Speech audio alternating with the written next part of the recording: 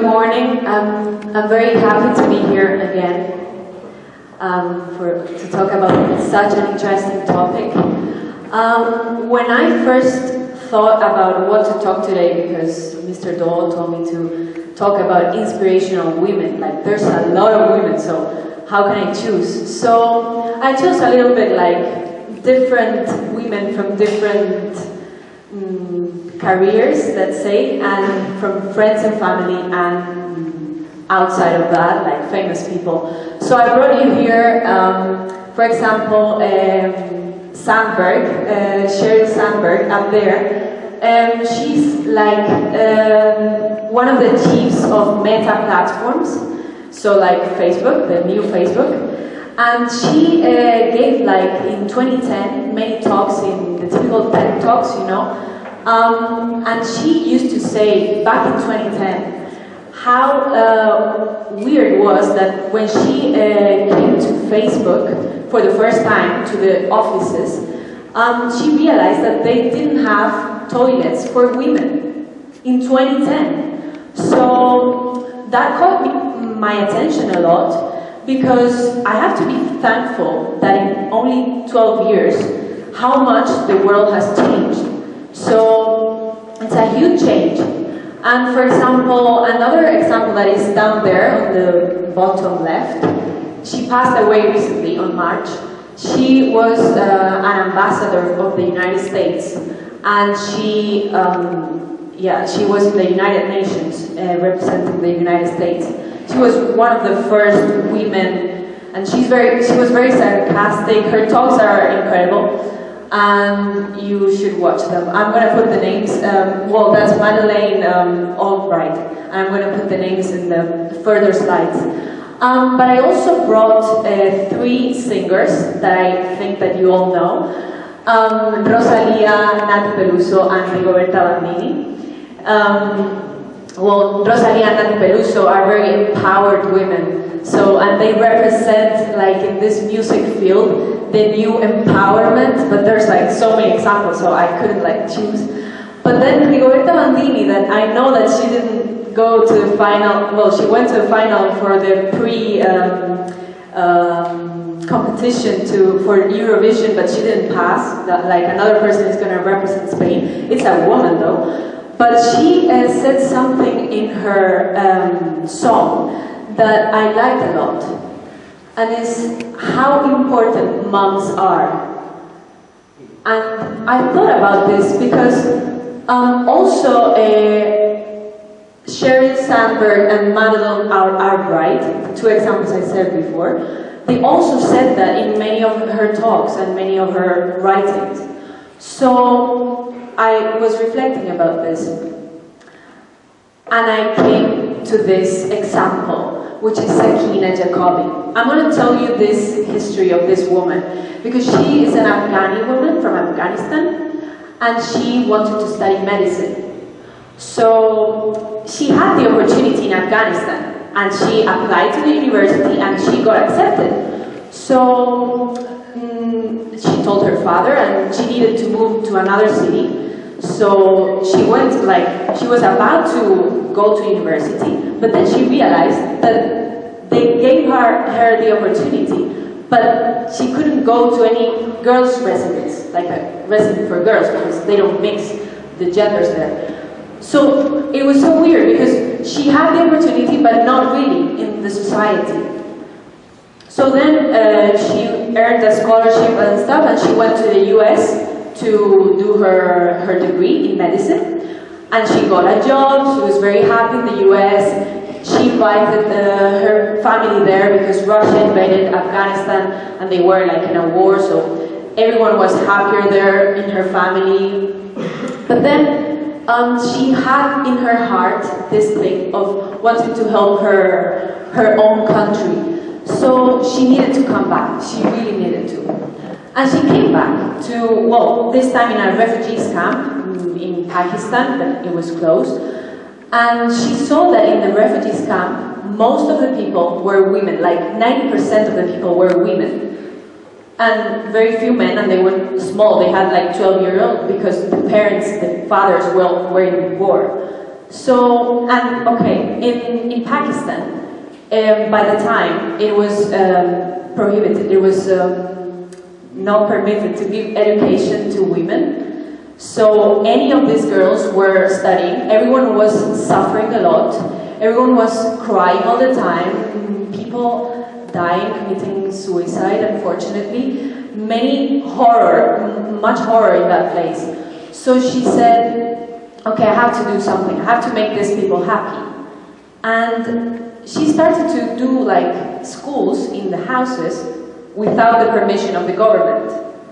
So the Taliban who were there like in guards, you know, like invigilating and everything, persecuted her and started to think, well, this woman is a bit suspicious, so we have to see what is she doing in these houses with a lot of girls. And so they realized that she was actually teaching people, like teaching girls, only girls.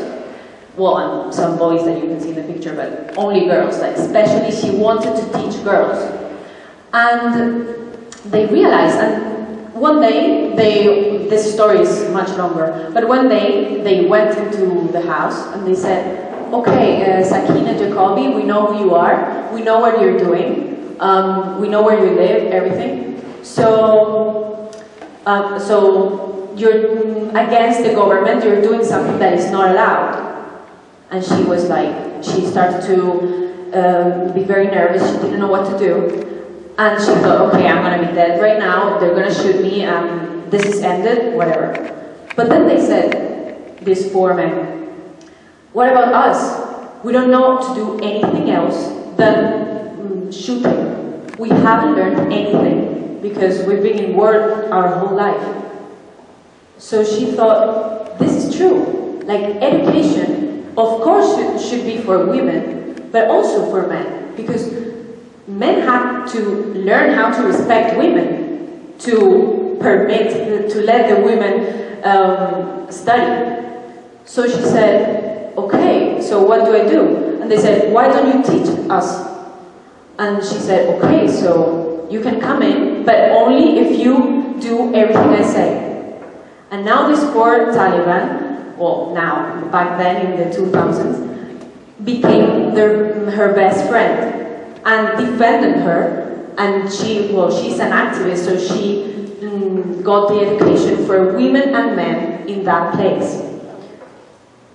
So in her talk and in her writings and activism, she also said this idea that I came with of how important moms are. Oh, sorry.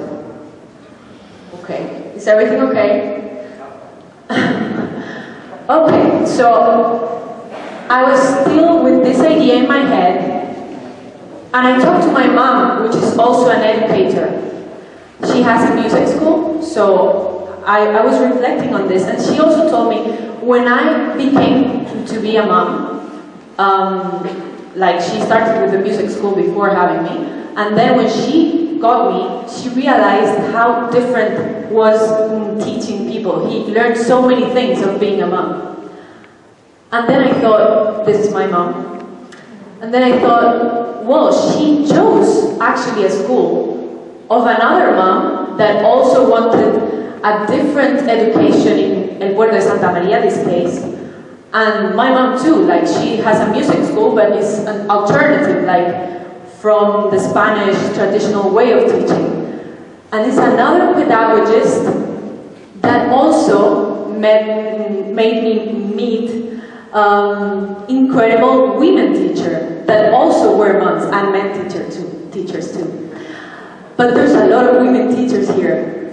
So I thought about this, and one idea that Sakina Jacobi persecuted was that education transforms people. And that's the reflection of what I made today. Because it's true, it's not only about giving girls all the opportunities, but also giving boys to know how to respect women.